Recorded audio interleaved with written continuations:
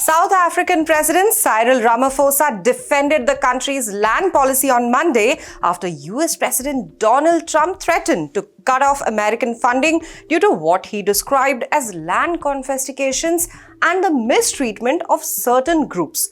Trump's comments made the previous day have reignited a contentious debate over South Africa's land reform efforts and its historical racial inequalities.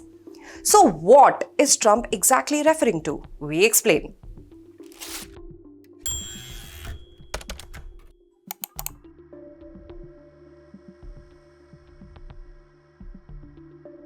Trump did not specify which groups were being treated badly in his statement, but his reference to land confiscation likely points to white landowners in South Africa. These landowners still hold control over approximately 3/4 of the country's freehold farmland, according to 2017 land audit. This is in stark contrast to the 4% of land owned by Black South Africans, who make up 80% of the population. This land ownership imbalance is a key issue in the country's ongoing land reform efforts. To address this inequality, President Ramaphosa signed a law last month allowing the state to expropriate land in the public interest, which could include instances of expropriation without compensation. The law has been controversial, especially within Ramaphosa's coalition government, which includes the mostly whitely led Democratic Alliance, that is the DA. However, no land has yet been expropriated under the new law.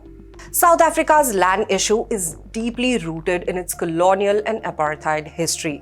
During British colonial rule, most farmland was given to white settlers, and under 1950 apartheid system, the Afrikaner National Party passed legislation that allocated 85% of the country's territory to whites while forcibly removing 3.5 million Black South Africans from their ancestral land. Since the end of apartheid and the African National Congress, that is the ANC, coming to power in 1994, some land restitution has occurred under a willing buyer, willing settler model. However, this process has been criticized for its slow pace and the accusations that white landowners are hoarding land, hindering meaningful reform. The new expropriation law seeks to speed up the process and address these historic imbalances, but it remains highly divisive. The expropriation law has been the subject of intense debate for years, with critics arguing that it violates constitutional property rights and could deter foreign investment.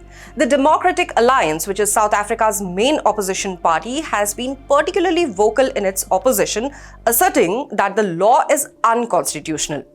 On Monday, the DA issued a statement addressing Trump's comments, clarifying that the Expropriation Act does not allow for arbitrary land seizures. Instead, it mandates that land can only be expropriated if it is proven to be in the public interest, and authorities must first attempt to reach an agreement with the landowner. After years of parliamentary discussions, the law's wording has been carefully crafted to ensure that land expropriation is carried out in a controlled and transparent manner. However, its implementation remains contentious, with both political and public opposition.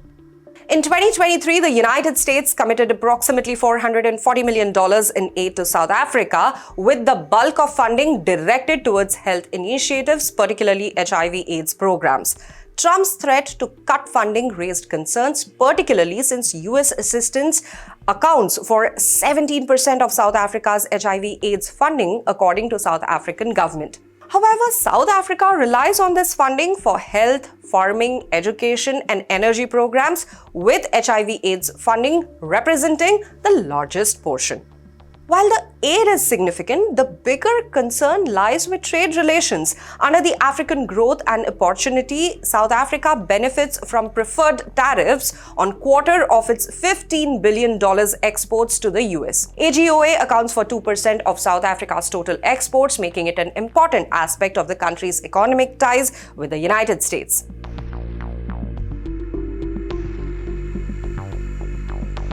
Meanwhile, Trump's remarks about land confiscation and white farmers are not new. During his first term, Trump raised concerns about the large-scale killings of white farmers in South Africa, suggesting that the country was witnessing violent land takeovers similar to those that occurred in Zimbabwe in 2000.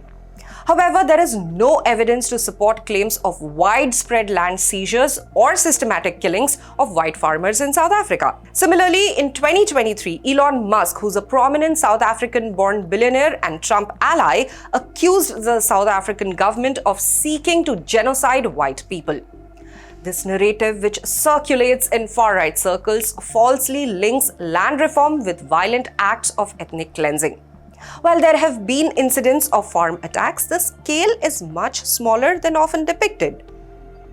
Of the approximately 20,000 murders in South Africa annually, around 50 are of white farmers, with the majority of victims being black South Africans.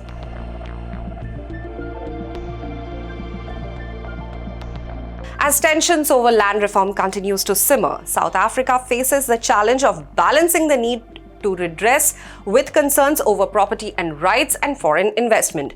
President Ramaphosa has defended the land expropriation law as a necessary step towards addressing the country's historical injustices, while his critics argue that it could harm South Africa's economy. Meanwhile, Trump's threat to cut aid and his rhetoric on white farmers add another layer of complexity to the situation. With no evidence to back his claims, his intervention risks inflaming an already sensitive issue and may exacerbate the political divide within South Africa. The global community will be closely watching to see how this issue unfolds and whether diplomatic efforts can prevent further deterioration of relations between the United States and South Africa. For more news on Donald Trump and the White House tariffs actions, stay tuned to the official YouTube channel of the Indian Express.